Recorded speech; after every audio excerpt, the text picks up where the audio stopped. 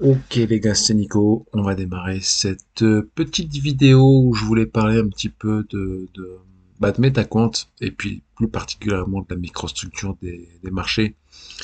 J'ai eu pas mal de retours et de questions vis-à-vis de la formation que je viens de faire il y a quelques semaines.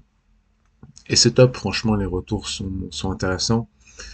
Euh, et du coup, je voulais revenir sur l'introduction que j'avais faite en vidéo il y a quelques années où je montrais notamment à quoi ressemblait une agression d'un HFT euh, sur le marché en termes de market making. Et là, du coup, je l'ai enregistré. Vous l'avez sûrement déjà vu sur YouTube. Je l'ai enregistré sur CourtMap. Et j'aimerais vous le montrer parce que c'est particulièrement intéressant. C'est sur le DAX. Et en fait, ce qui se passe, c'est qu'on arrive à une demi-heure clé, à une heure clé, il y a une statistique qui tombe juste après, et on voit qu'il y a un algo qui est obligé d'acheter, qui agresse le bid de façon vraiment violente, et qui est obligé d'acheter sa quantité. Et on va regarder un peu comment il dispose ses heures limites au bid de façon de plus en plus agressive alors qu'il se fait frapper pourtant. C'est ça qui est intéressant. Il se fait frapper, il recharge, il se fait frapper, il recharge. Donc on va le regarder un peu. Euh, bon, là, au début c'est un peu en qualité un petit peu... je vous laisse regarder.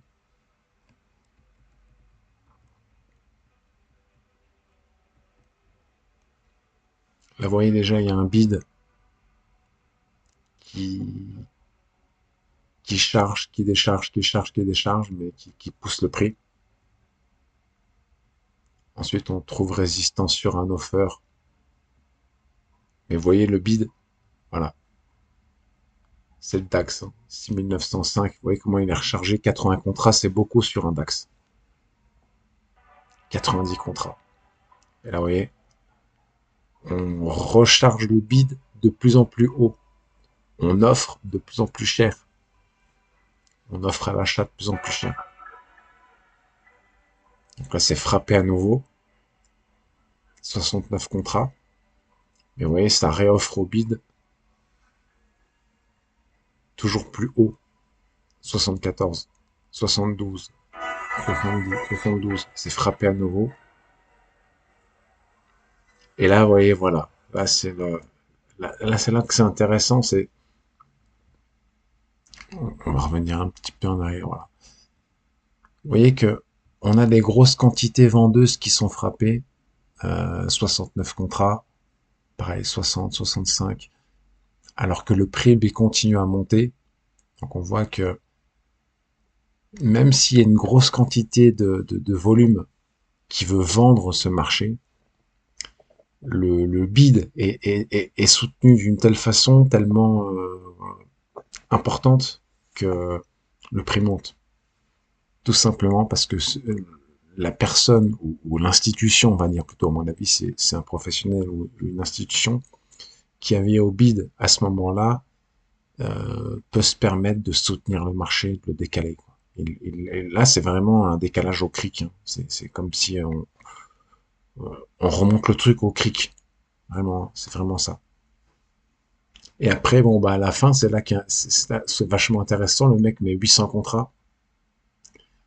Il met 800 contrats, 600 ou 800 contrats sur un DAX. Donc, c'est énorme. C'est un truc qu'on voit une ou deux fois par an. Et donc là, bon, pour le coup, il met ça au bid, hein, donc il met ça en ordre limite, mais il le met de plus en plus haut, ce qui fait qu'il absorbe tout, quoi. Tous les mecs qui vendent, ils sont absorbés, les mecs qui achètent, ils sont slippés, donc ça ne peut que monter. Ça ne peut que monter, hein, quand il y a un mec qui met 800 contrats au DAX, dans le DAX, 800 contrats dans le DAX. Déjà, c'est très rare qu'on ait trois chiffres dans le DAX. Déjà, 100 contrats, 200 contrats, faut les mettre, hein, dans un DAX, faut les mettre. C'est beaucoup, vu comme le marché est volatile. Et là, c'était à l'époque où c'était une vieille époque, hein. DAX à 6009, vous imaginez un peu c'était quand? 2013, 2014, 2015, 2016, je sais plus, mais C'était une vieille époque. Mais tout ça pour dire que, vous voyez, quand vous avez un algo prédateur qui va agresser le bid, ben, quel que soit l'order flow, quelle que soit l'action du prix avant, on s'en fiche. Ça ne peut que monter. Regardez la suite.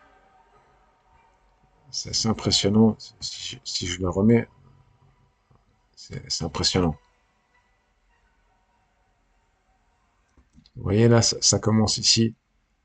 628. Il le met au-dessus. Et là, il le remonte. Déjà, 1, 2, 3. Il le remonte de 2 ticks. Et là, après, c'est la folie. Là, après, là en fait, il offre au-dessus de l'ancien prix. C'est-à-dire que il faut comprendre cette pattern. Elle est vachement intéressante.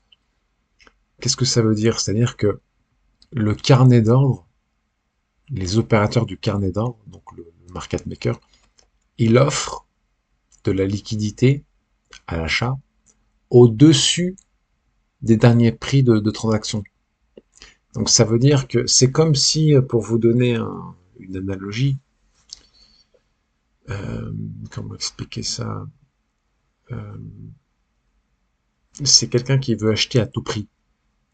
Et c'est comme si, voilà, vous arrivez sur un marché, euh, vous êtes dans le désert, un marché de bouteilles d'eau dans le désert, vous voulez acheter une bouteille d'eau, le vendeur de la bouteille il vous dit c'est 5 euros la bouteille, et là vous arrivez, vous lui dites non, moi je prends un 7, je prends un 7 euros, je prends un 10 euros, je prends un 15 euros la bouteille, je te prends un 20 euros la bouteille, 30 euros la bouteille.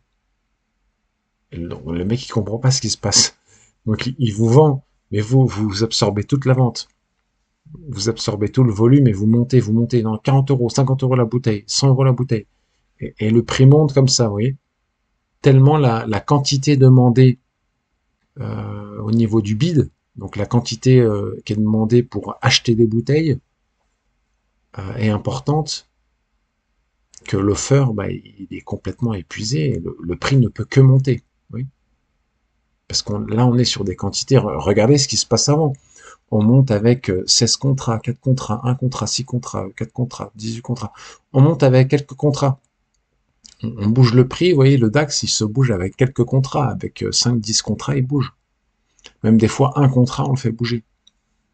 Donc là, imaginez quand il y a une institution, un algo, ou ce que vous voulez, qui arrive avec 600 contrats. Ouais, GapUp, HFT Manip, enfin, Market Making était acheteur. Tout était bullish.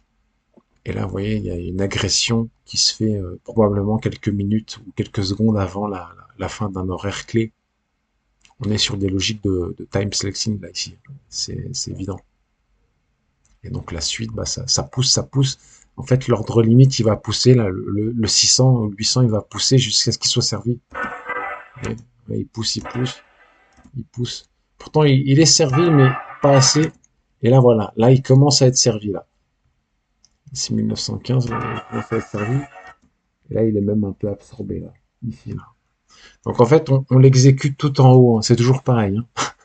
On l'exécute tout en haut. Voilà.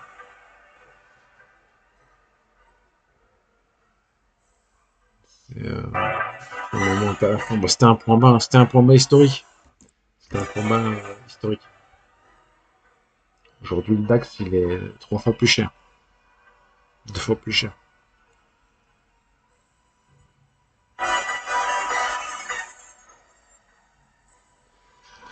Voilà, tout ça pour montrer l'impact des prix. Enfin, l'impact des prix, l'impact que peut avoir un ordre limite sur sur un carnet et sur la structure des prix. C'est toujours vachement intéressant. Là, on le revoit, ouais.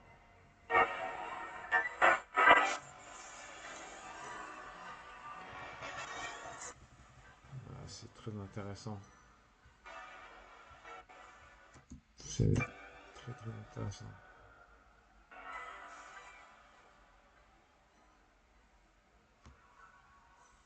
Ok les gars, on va enchaîner sur la suite.